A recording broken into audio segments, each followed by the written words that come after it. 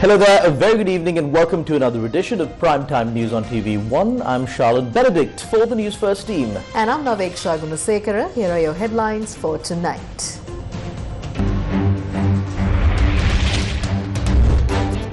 Hand over the list of nominees for the local government bodies before the 30th of May.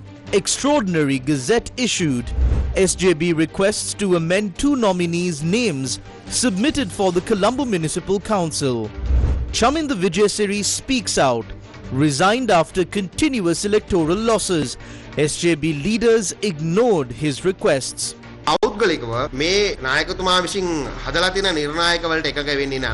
Train delays along the coastal and Kalani Valley railway lines again.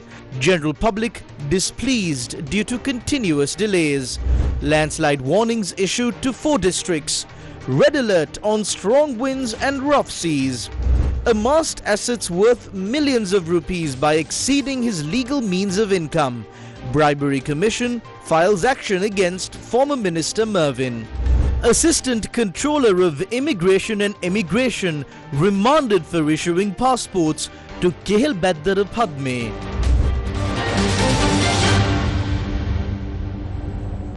On to those stories in detail now. The Samagi Janna Balaveia has formally requested the Election Commission to allow amendments to 2 of its submitted nominations for the Colombo Municipal Council.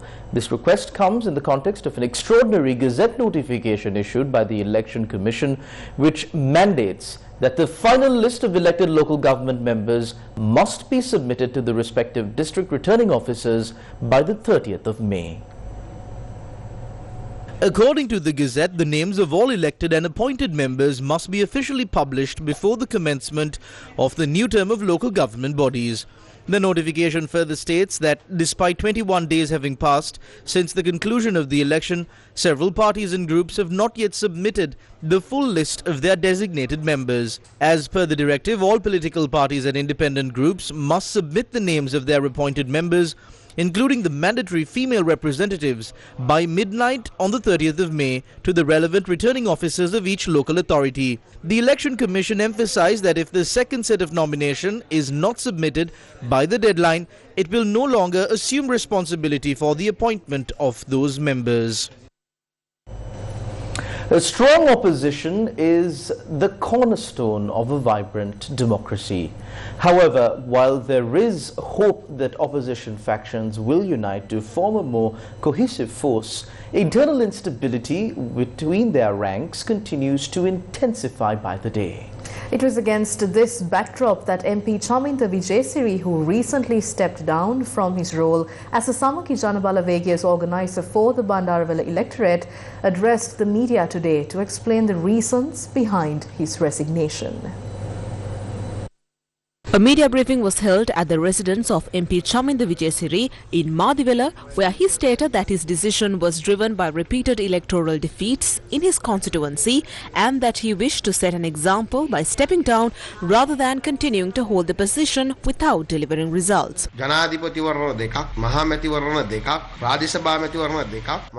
I was entrusted with this seat through 2 presidential elections, 2 general elections and 2 local government elections, and yet the seat continues to be lost. Then I must accept that I failed to make the necessary impact.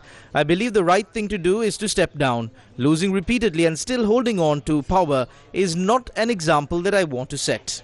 This party is not a family business. It should not exist to serve family interests. It must be a platform for those who can deliver victories.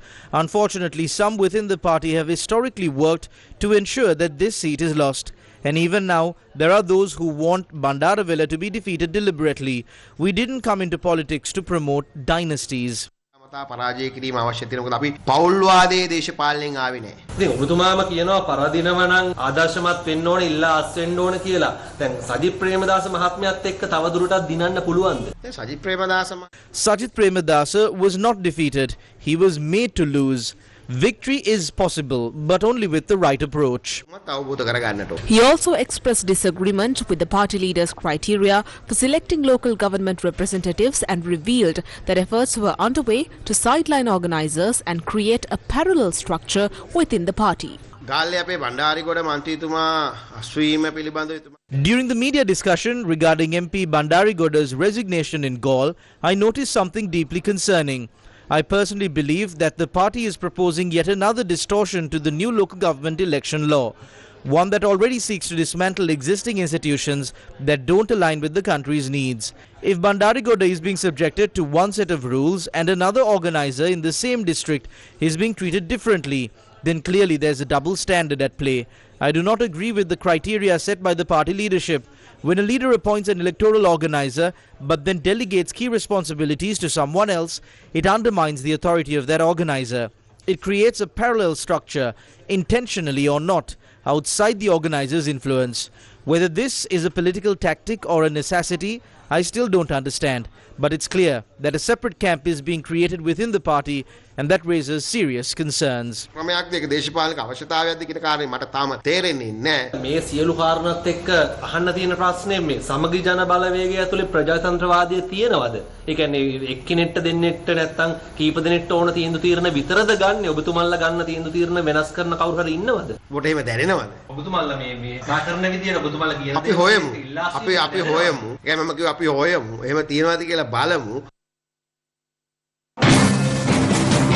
Is there unity within the opposition? At a media briefing held today at the party headquarters, Samagi Balaveia MP Harshana Rajakarna was questioned about this. Samagi කිව්වට Samagi කටයුතු කරන්නේ නැහැ කියන දේ නේද දැන් එකම දැන ඉඳලා එළියට එනකොට කට්ටියක් කියනවා සාකච්ඡා කරා කියලා තව කට්ටියක් කියනවා සාකච්ඡා කරන්නේ නැහැ කියලා තව කට්ටියක් කියනවා නේ අපි මේ හෝටලේ මගුල්ගයක් තිබ්බා එතනට කියලා නමුත් එකට වාඩි වෙලා සාකච්ඡා කරමු සමහර මේ වගේ ප්‍රශ්නයක් තියෙන වෙලාවක සමහර රට ගිහිල්ලා ඉන්නවා මොකද්ද මේ සමගිය නැහැ සමග නැහැ එහෙම කිසිම ගැටලුවක් නැහැ ඉතින් No, there's absolutely no issue. Different individuals may have responded in different ways depending on where they were.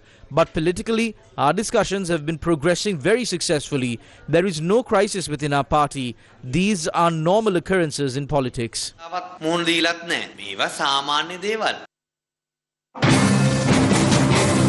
Amid growing tensions over the appointment of local government representatives, several electoral organizers from the Samagi Balaveia have tendered their resignations. Among those who stepped down are Ranjit Aluvihare, organizer of Rathota and SJB Deputy National Organizer, Attorney at Law Chaminda Vijayiri, former Provincial Minister and organizer for Dambulla, Chaminda Vijayiri MP and organizer for Bandaravela, Bandulal Barigoda, organizer for Galle, Ashoka Sepala, co-organizer for Norele District, Andra Buddhika, former Provincial Councillor and organizer for Horopatana. Meanwhile, Arul Raj Jaikant, the SJB organizer for Batiklo, resigned from his position of organizer. He announced his resignation at a media briefing held this evening. Niroshan Paduka announced at a media briefing held yesterday at the party headquarters that the Samagi Balaveia's mayoral candidate for the Colombo Municipal Council would be revealed to the public today.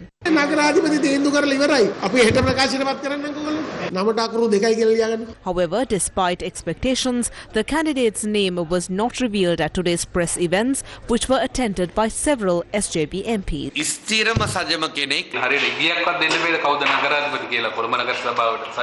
නෑ එහෙම ඉංගි දෙන්න ගියොත් ඒක අවාසි වෙන්න පුළුවන්. අපි තව දවස් කිහිපයකින් හෙළිදරව් කරනවා. තුමාගේ සේවනයේ යටතේ ඉන්න කෙනෙක් කියලා තමයි කියන්නේ. නෑ මගේ සේවන කියලා නෑ සමගි ජන බලවේගයේ සේවන යටතේ ඉන්න කෙනෙක්. අකුරු දෙකයි.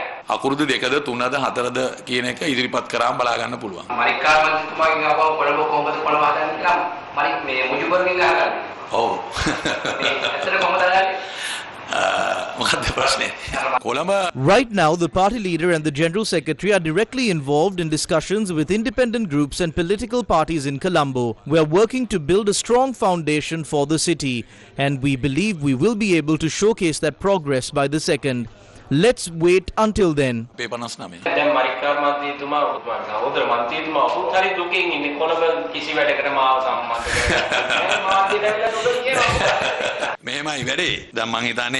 Here's the thing. As far as I know, the party leader entrusted him with oversight of about 4 local government bodies. I was assigned to coordinate with organizers across 5 wards in the Colombo municipal area. Even in Parliament last Friday, he and I had a lengthy discussion about strengthening our position in the Colombo Municipal Council. So I really don't understand why he suddenly made those comments to the media. As far as I'm concerned, there is no issue. පාඩමතුමා මේ මාධ්‍යයට ඇවිල්ලා මොකද්ද කිව්වේ කියලා තියෙම ගැටලුකුත් නැහැ. Newsfirst with the people. Thousands of commuters across Sri Lanka faced severe inconvenience today due to persistent train delays and cancellations that have disrupted services for several consecutive days. Today, significant delays were once again reported on both the coastal line and Kalani Valley line, compounding the frustration of daily passengers who rely on these routes for work and travel. Now, what is the reason for this? Train services along the coastal line may experience delays due to a mechanical failure on the number 311 night mail train travelling from Galle to Maradana, which occurred in Ambalangoda. Additionally, 3 trains along the Kalani Valley line were cancelled following a derailment in the Vaga area last night. Sri Lanka Railways stated that other trains are operating with delays. Train delays have been frequently reported over the past week, with the situation worsening last Sunday. දිනපතා යන මගීන්ට සෑහෙන අපහසුතාවයක් වෘත්තීය සමිති ක්‍රියාමාර්ගත් හදිසියේම මේ දුම්රිය නැවතීම සාමාන්‍ය මහ ජනතාවට ඉතාමත් අවහිරයක් නිරපරාධ කාලයනේ නාස්ති කරන්නේ පැහැදිලි වෙනසක් සිද්ධ වෙනවා කිසිම බලාපොරොත්තු නැතුව කිසිම දැනුම් දීමක් නැතුව මේ කරන වැඩවලින් ඇත්තටම අපි ලොකු අපහසුතාවයකටපත් වෙනවා මගී ජනතාව විදිහට ඒක හරිම අසාධාරණයි ඒගොල්ලන්ගේ වෘත්තීය අයිතිවාසිකම් දිනා ගන්න එකේ ප්‍රශ්නයක් නෙමෙයි අපිටත් සාධාරණයක් වෙන්න බෑ හැමදාම මේ වගේ වෙනවා අපහසුතාවයටපත් වෙනවා අපේ පැත්තෙන් අපි රස්සාවල් වලට යන්න ඕනේ රස්සාවල් වලට යන්න ගියාම අතරමඟ කෝච්චි නැතුව නතර වෙනවා ඊයේ පෙරේදා මොකක් හරි පොඩි ගැටලුවක් නිසා දුම්රිය වර්ජනයක් තිබුණා. ඇති මං හිතන්නේ මෙච්චර බලාන හිටියා සෑහෙන කාලයක් බත් පැකට් එකක් වෙන දෙයක් ඒ වගේ දේවල් වලට ස්ට්‍රයික් කරන එක ගැන ඉතාමත් කනගාටු වෙනවා. මං හිතන්නේ මේ අවස්ථාව තමයි හොඳම අවස්ථාව රජයට දැඩි ක්‍රියාමාර්ගයක් අරගෙන මේ පොදු ප්‍රවාහනය දුම්රිය ප්‍රවාහනය යථා තත්ත්වයටපත් කරන්න. The Locomotive Engineers Union claims that the shortage of train drivers and delays in recruitment are the main causes of the disruption.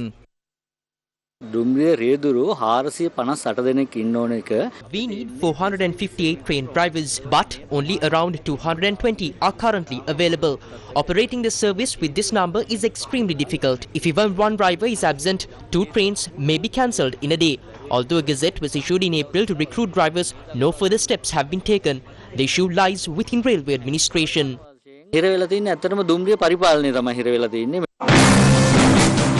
Despite multiple attempts to contact General Manager of Railways Dhammika Jayasundara for a comment, no response was received. Is the delay due to recruitment issues?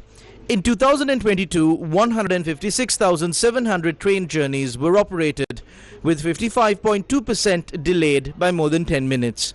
In 2023, 156,648 journeys were recorded, with 51.62% delayed. This indicates over 50,000 more delayed journeys annually. Train accidents totaled 1,281 in 2022 and 1,239 in 2023.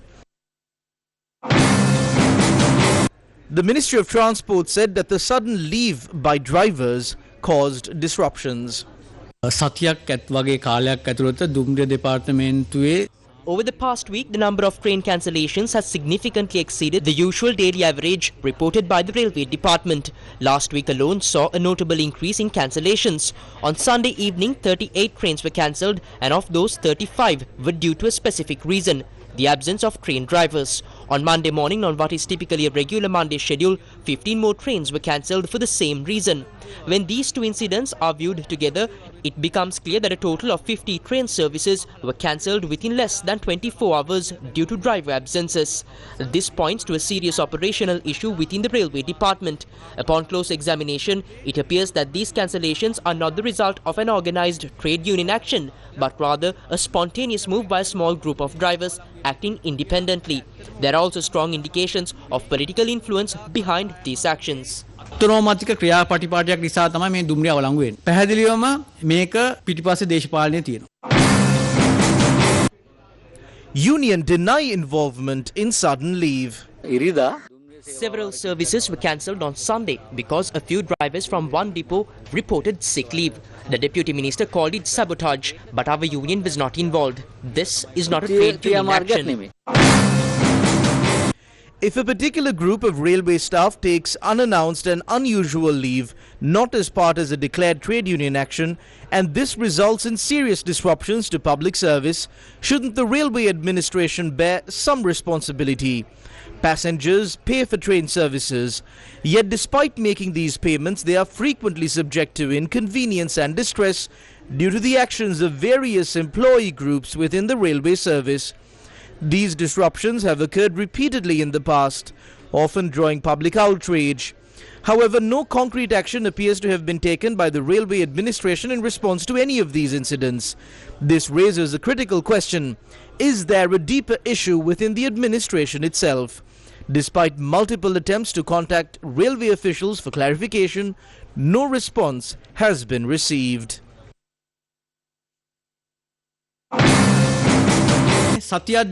If necessary, we are prepared to shut down the entire train service for a week or two and fix this once and for all. We cannot allow continuous cancellations over minor issues to persist. Jaffna railway station has become more than just a stop on the map. It's now a shining example of what public spaces in Sri Lanka can be: clean, welcoming and beautifully maintained. This station is capturing the attention of people across the country. In today's Beautiful Sri Lanka segment, we take a closer look at this.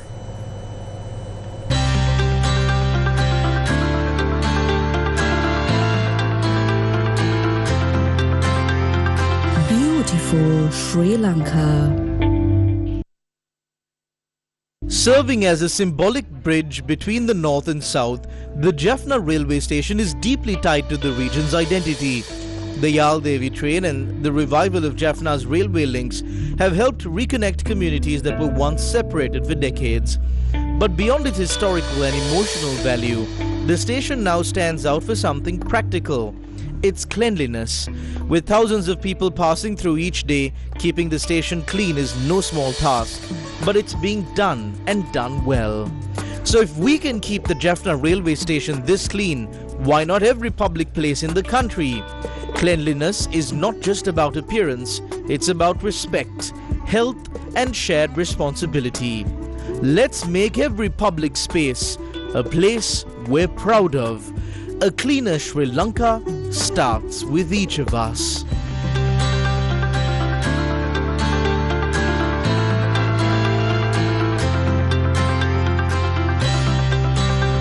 Beautiful Sri Lanka.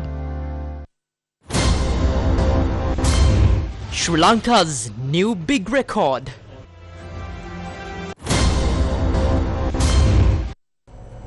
The Commission to investigate allegations of bribery or corruption filed a case before the Colombo High Court against former Minister of Labour and Public Relations Mervyn Silva over allegations of amassing assets far exceeding his declared lawful income. The case filed against former Minister Mervyn Silva under Section 23A(1) of the Bribery Act includes two serious indictments.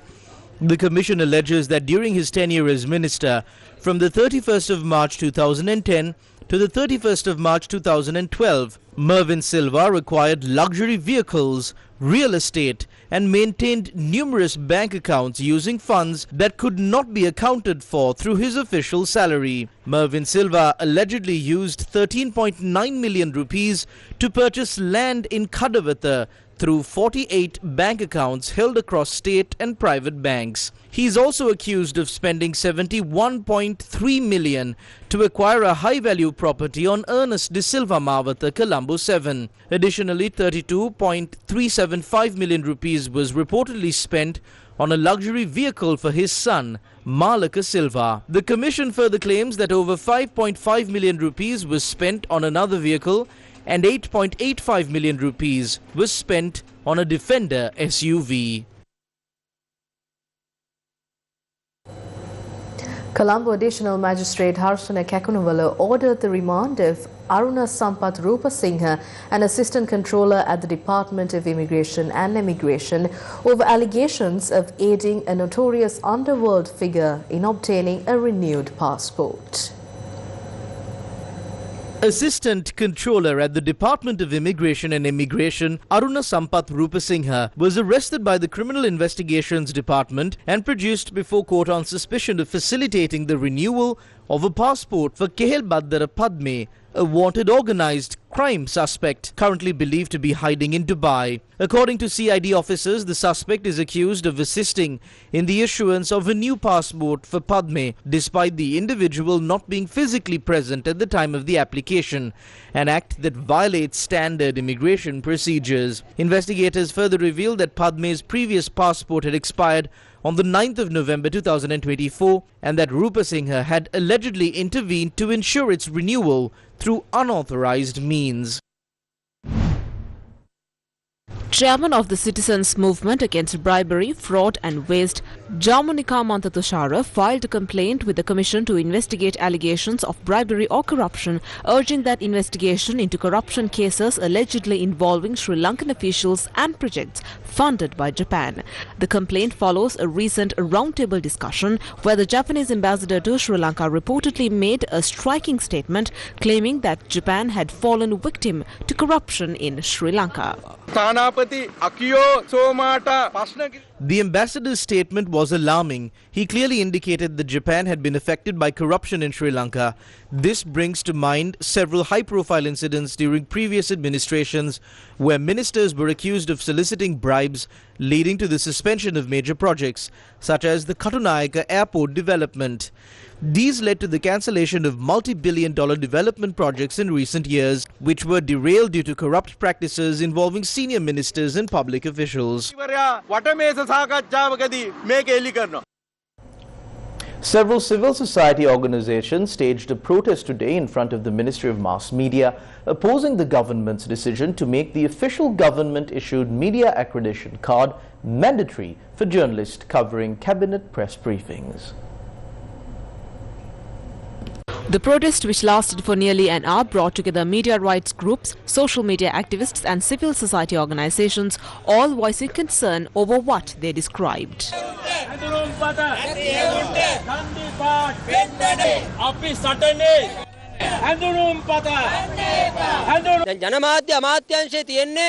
The Ministry of Mass Media should be advocating for broader media rights and freedom of expression. The ministry should be working to empower journalists, not limit them.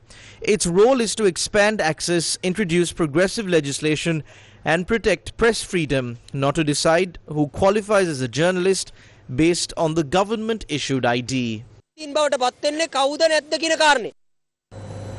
The Cabinet has granted approval to recruit 15,000 individuals to fill existing vacancies across various sectors of the public service.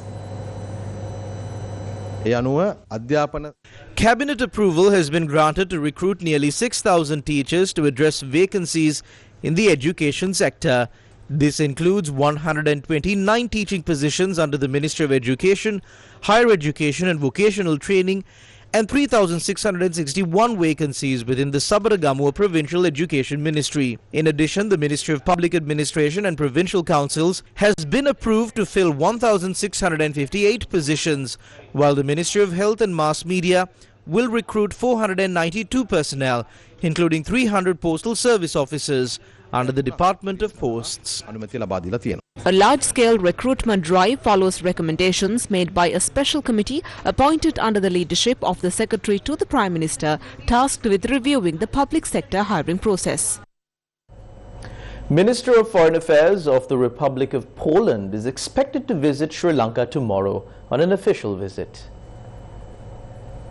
Radoslaw Sikorski, Minister of Foreign Affairs of the Republic of Poland, will undertake an official visit to Sri Lanka from the 28th to the 31st of May 2025, in the context of Poland's presidency of the Council of the European Union. Minister Sikorski will represent Kaja Kallas, the High Representative of the European Union for Foreign Affairs and Security Policy and the Vice President of the European Commission during this high-level diplomatic mission. During his visit, Minister Sikorski is scheduled to pay courtesy calls on President Anurukumara Dissanayake and Prime Minister Dr. Harini Amarasuriya. He will also engage in bilateral discussions with Sri Lanka's Minister of Foreign Affairs, Foreign Employment and Tourism, Vijita Hera. Minister Sikorski will be accompanied by senior officials from both the European Union and the Polish Ministry of Foreign Affairs. The British High Commission has said that the UK is keen to see Sri Lanka reduce market access barriers and improve ease of doing business. Lord John Hannett of Everton, the UK Prime Minister's trade envoy to Sri Lanka, is currently on his first official visit to Colombo from the 25th to the 28th of May 2025. Appointed in January this year, Lord Hannett's visit marks a significant step in reinforcing the United Kingdom's commitment to deepening trade and investment relations with Sri Lanka. During his visit, Lord Hannett is engaging in high-level discussions with key Sri Lankan officials, including the Minister of Trade, Commerce, Food Security and Cooperative Development, Vasanta Singha, and the Deputy Minister for Industry and Entrepreneurship, Chaturanga Singha. He is also meeting with representatives from the Export Development Board to explore opportunities for UK businesses and discuss reforms aimed at improving the ease of doing business in Sri Lanka. The British High Commission in a statement said that the UK is keen to see Sri Lanka reduce market access barriers and improve ease of doing business and enhance transparency, which will further boost the UK-Sri Lanka trade and investment relationship. It added that Sri Lanka is a valuable trading partner for the UK, with bilateral trade worth approximately £1.6 billion. The trade balance is skewed in Sri Lanka's favour, with the UK as Sri Lanka's second largest export market.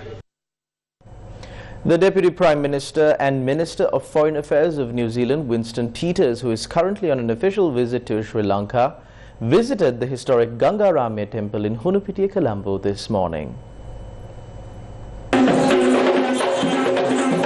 Accompanied by traditional drum processions, the Deputy Prime Minister and the Minister of Foreign Affairs of New Zealand, Winston Peters, was warmly welcomed upon arrival at the temple premises. He was first received by the chief incumbent of the temple, Venerable Dr. Kirindiyassa Jithera, from whom he received blessings.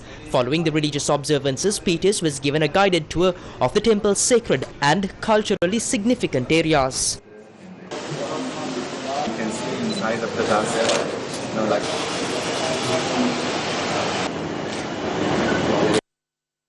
in a Newsfirst exclusive, Deputy Prime Minister and Foreign Minister of New Zealand, Winston Peters, sat down with Jaimal Ratnayake for a wide-ranging conversation on the sidelines of his official 4-day visit to Sri Lanka.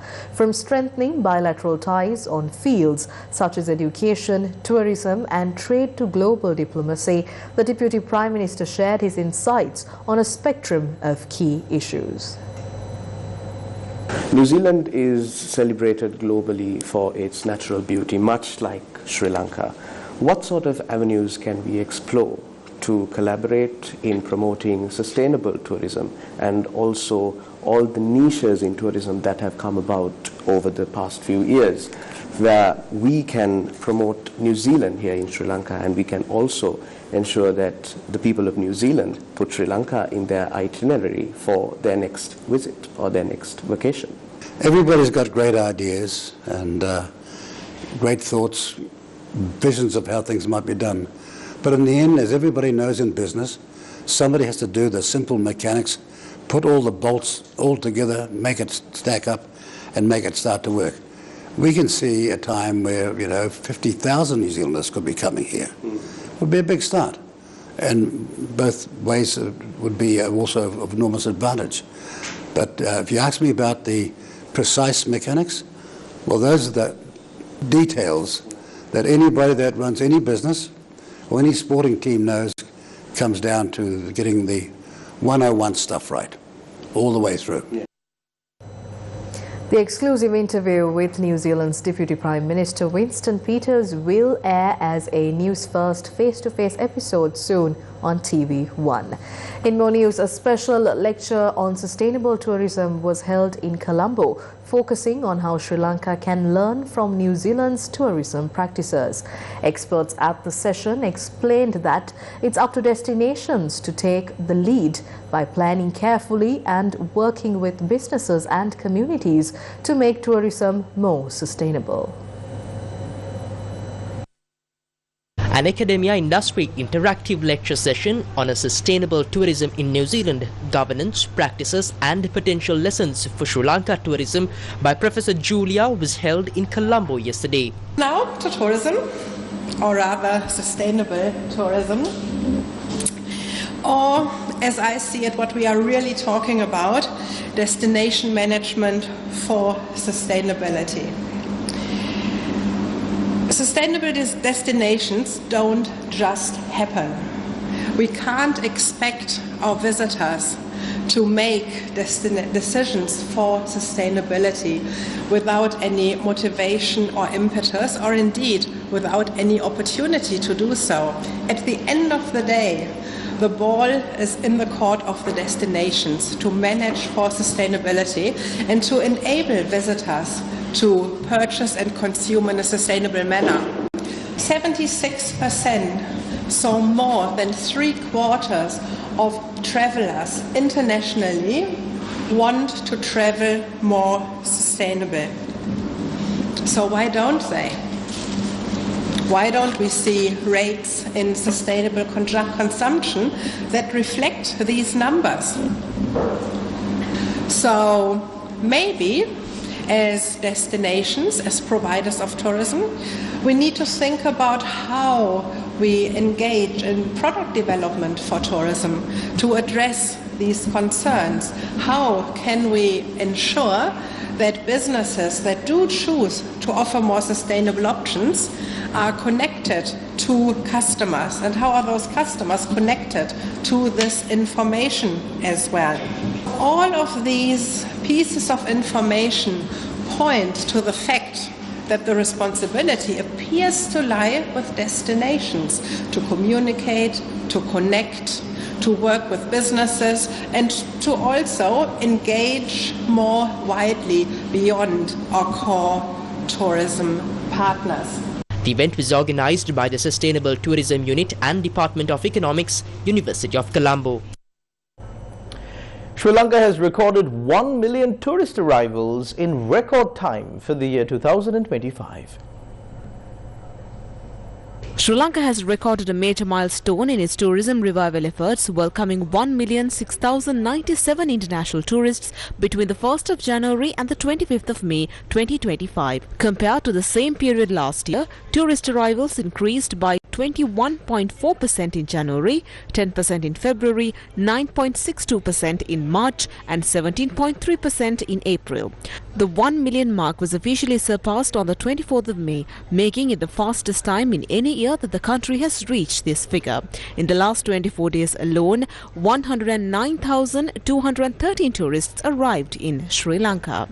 Among the tourists arriving in the past 25 days, the largest group was from India, making up 35.8% of arrivals. The second largest group came from the United Kingdom, accounting for 7% of tourists. Chinese tourists numbered 7,139 during this period, making them the third largest group. Overall, India and Russia have shown the highest number of tourists visiting Sri Lanka in the first 5 months in 2025.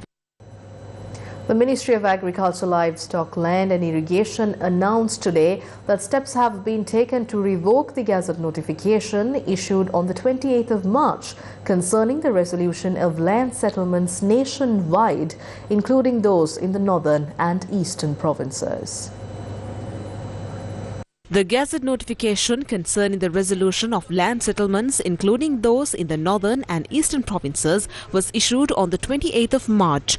by the Land Title Settlement Department under the Ministry of Agriculture.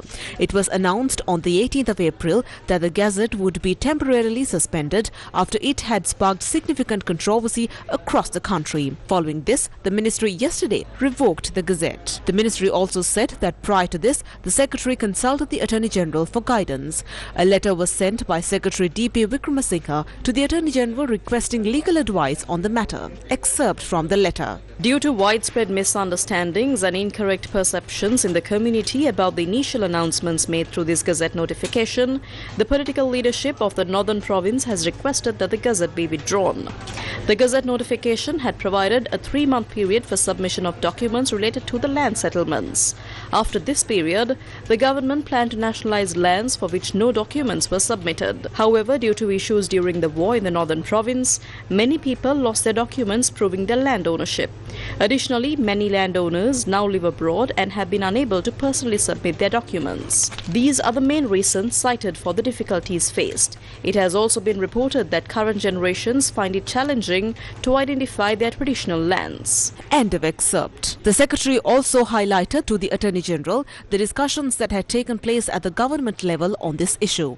Excerpt from the letter. On the 23rd of April, under the leadership of the Prime Minister and with the participation of regional political representatives, this matter was discussed in detail in Parliament.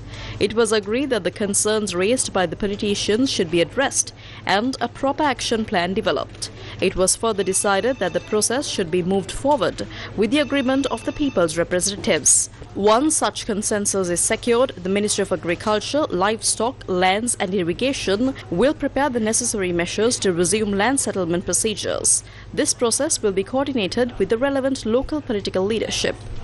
To create a conducive environment for this, it is necessary to revoke Gazette Notification number 2430, dated March 28, 2025. I therefore request that the required legal arrangements be made to withdraw it.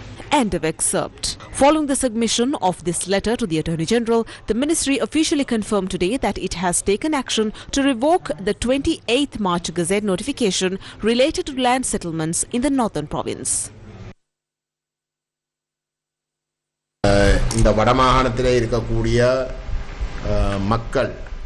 This is a significant victory for the people of the Northern Province, especially in the face of the serious threats they were about to face.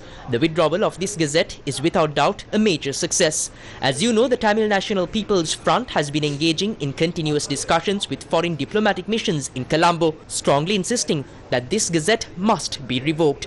We take this opportunity to extend our deep appreciation to those missions for their attention and response. It was truly encouraging to witness the cooperation among Tamil political parties within Parliament in handling this issue. It stands as an excellent example of how collaborative political action can yield real results.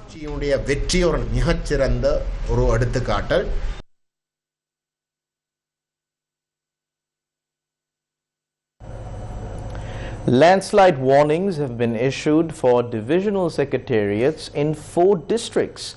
The Met Department has also issued a red alert on strong winds and rough seas.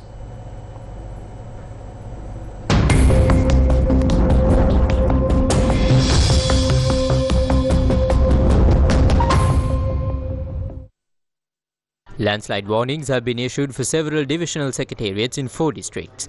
Landslide warnings were issued to the Alpetiya, Palindanuwara, Ganga Ihela Korale, Pasbage Korale, Bulat Kohupitiya, Ruwanwalla, Yatiyantota and Aranayaka divisional secretariats. The National Building Research Organisation said that the warnings will be in effect until tomorrow.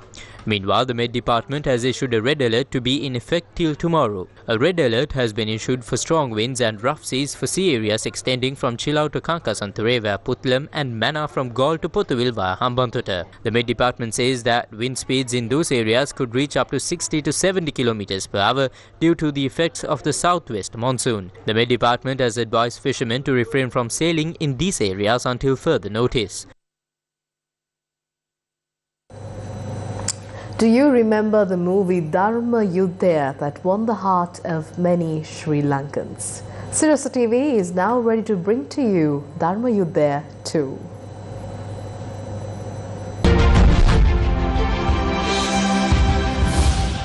The ceremony organised for the film Dharma Yuda 2 was held today at Stein Studios in Ratmalana. The film director Aruna Jayawardena, screenplay writer Sunit Malinga Lokuheva and Sirasa TV director Dharma Sriyakanayaka, who is handling the line production, were all present at the event. At the start of the ceremony, a minute of silence was observed in memory of the Queen of Sinhala cinema, Malini Fonseca, and Jackson Anthony, who portrayed the main role in the first chapter of Dharma Yuda. COO of MTV Channel Private Limited, Yasrat Kamal Siri, CEO of M Entertainments, Frederick Disanaika, Sirasa TV Director of Sales, Kalpani Somapala, Operations Director at Stein Studios, Ratmalana, Director and General Manager of the National Film Corporation, Ravi Kalupahana, Anuradha Rakava, the President of the Film Exhibitors Association, Udayakanta Varnasurya, Chairman of the Film Directors Association, and veteran film director Janna Devapriya were among those who were present at the event.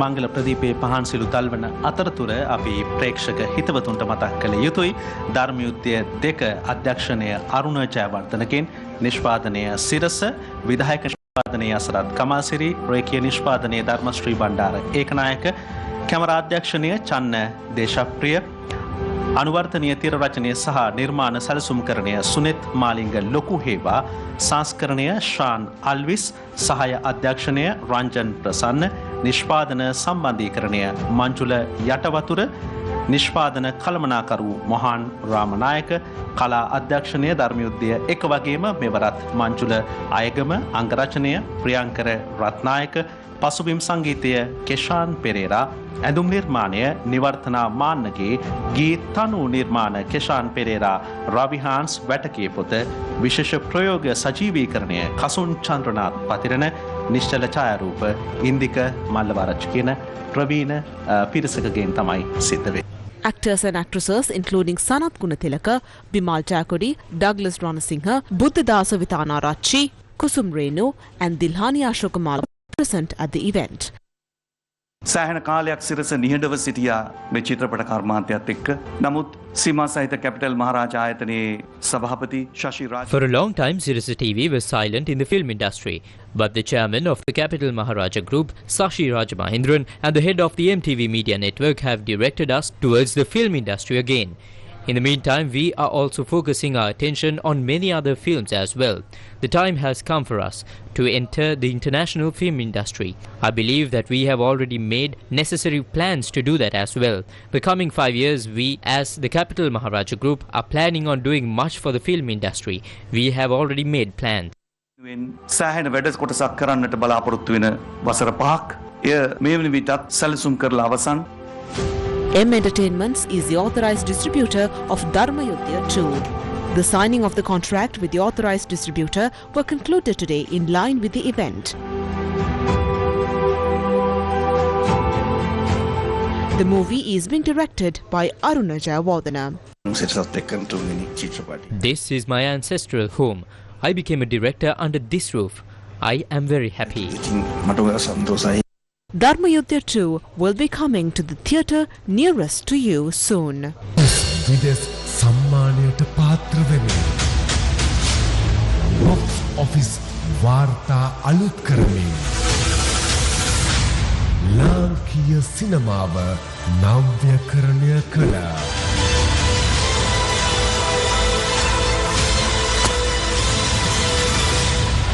සිරසේ මීළඟ සිනමා සම්ප්‍රාප්තිය.